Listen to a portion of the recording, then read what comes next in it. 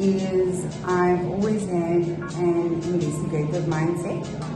And when I was younger, I hurt my knee, and after hurting my Physiotherapist. it's actually quite interesting, is I've always had. Hey guys, welcome to Success Around You, where we go beyond the highlight reel to hear the real stories behind the change makers. Last time we had Pastor GENUIS, senior founder of the Bay Christian Family Church. Today we're with someone who helps people rebuild their strength and get back on their feet. We are talking about someone who helps people with their body, helps you get back on your feet. If you've ever wondered, where do I go and what do I do if I cannot walk anymore, this is the right person. So we're not only going to learn about their career, we're going to learn about the mindset and determination you have to get into this career path. So ma'am, how are you? I'm well, and you? I'm very good. Like, how was your day? How's your Sunday going? It's going good, and it's exciting. Okay, so can we just dive into it? Yes, we can go in. My first question is, what inspired you to become a physiotherapist? It's actually quite interesting, is I've always had an investigative mindset.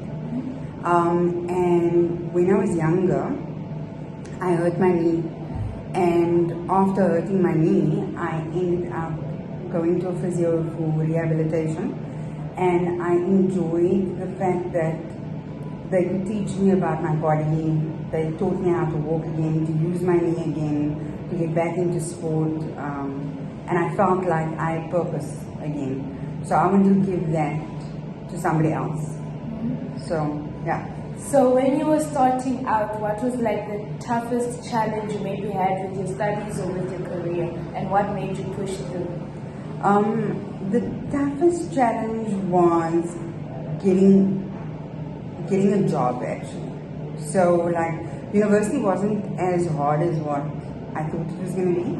I think also because at university you're doing something that you want to do, whereas at school was a little bit harder because you maybe weren't passionate about maths, or you weren't passionate about whatever subject.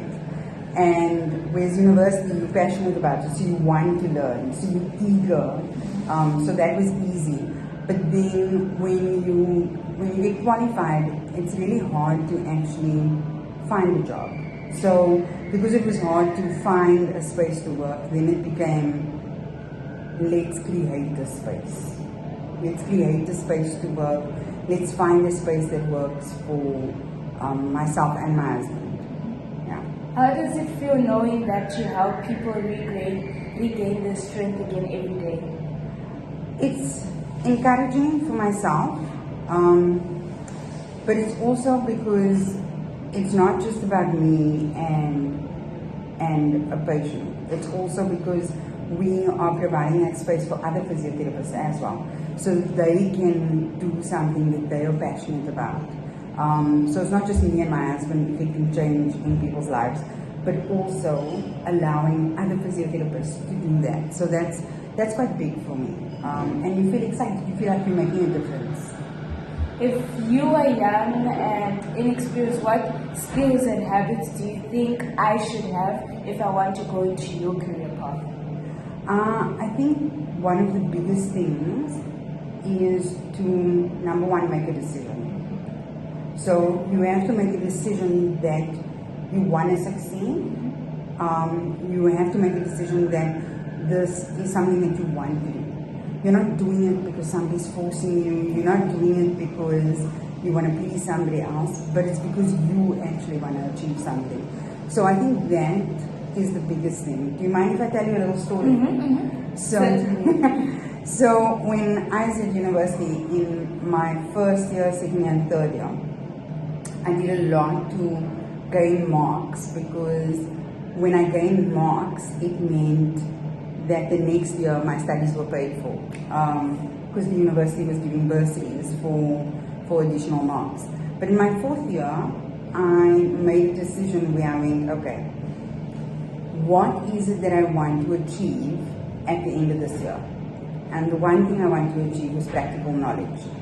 So instead of me just doing what the course outlined, is I started going, how can I get practical knowledge?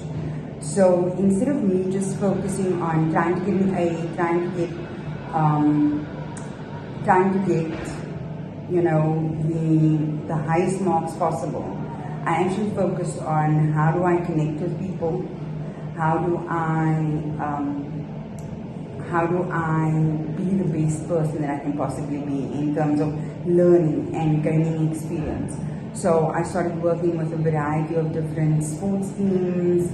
I started doing going to extra placements, going to see what is it that they do there. I started asking more and more questions about the career. So I became more and more engaged, and I filled up my week a lot more. So my focus became on how can I use this in my next year, my community service year, and how can I use this going forward. And so my mindset has always been about how do I use what I've currently learned going forward. So we apply that in the business as well. So I'll look at business from a perspective of how can we use what we currently have? How much more equipping do I need to do?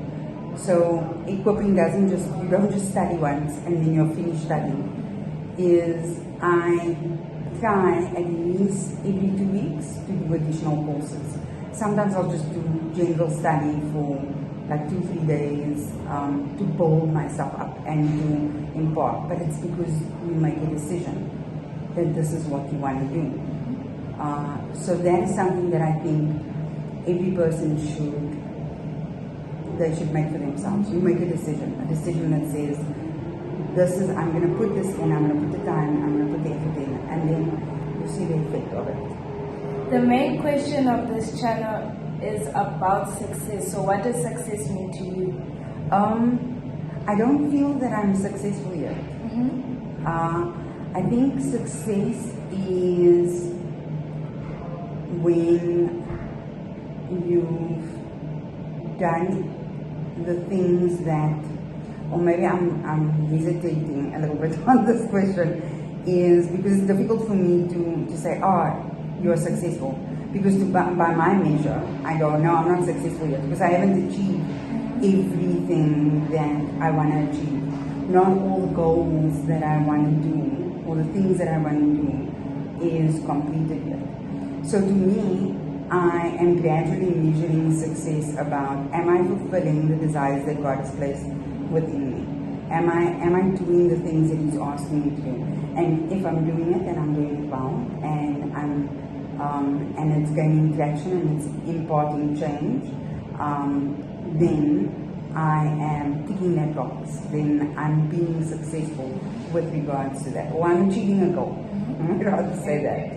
So, what's one lesson you wish you had with you when you started your journey? One lesson that I wish I had with me was probably, there's so many different things, but like there's not one thing that I can pull out. I think I would rather say the strength capacity, like already learning earlier on how much strength I have, because I undervalued myself at the beginning. So because I undervalued myself at the beginning, I didn't see myself strong, and then when criticism came, then it was like I would fall back, But now I'm a lot more stronger. So I think at the beginning, if I understood my own strength, if I understood myself a little bit better, then I would be like, no, it's okay. Those people are, yes, they're criticizing me, but I have the strength to be able to do this. And now the critics are quieter There's a saying that your haters will be the waiters at your table when you're successful. So someone is watching this right now, they're at rock bottom, they don't know what to do, but they want to be a physiotherapist. What's one advice you would give them? Like they've just graduated from a trip. So they've just graduated and they are going into physio. I would say don't hold back. Don't hold back. Because even if you go into the career and it's maybe not what you expect or it's not what you thought it was going to be, is the world is changing out there. And it's not just about me being hands-on with the person. It's not just about sports. It's actually about, there's so much more to the career. And there's so many different avenues. In my first year when I learned physios can be physios to animals, I was quite shocked. I was like, what? But there's a potential for that. And there's so many aspects to the career. So don't box yourself in. Be open to the experience and just allow yourself to gain knowledge and have fun. Wow, guys, you've heard it from the lady herself. If you have made it this far, it shows you're hungry for more knowledge, more change, and for success. Shout out to our guest today for keeping it 100 and teaching us the principles of being successful if you want to get into physio. Guys, it's not about where you start, it's about how much effort you put in to get to the top. Remember that. This is Success Around You, where we change pain into power. I am GENUIS, aka the mic of the streets. Remember guys, stay real, stay hungry, and stay building. Thank you so much. Pleasure. Bye guys. Bye.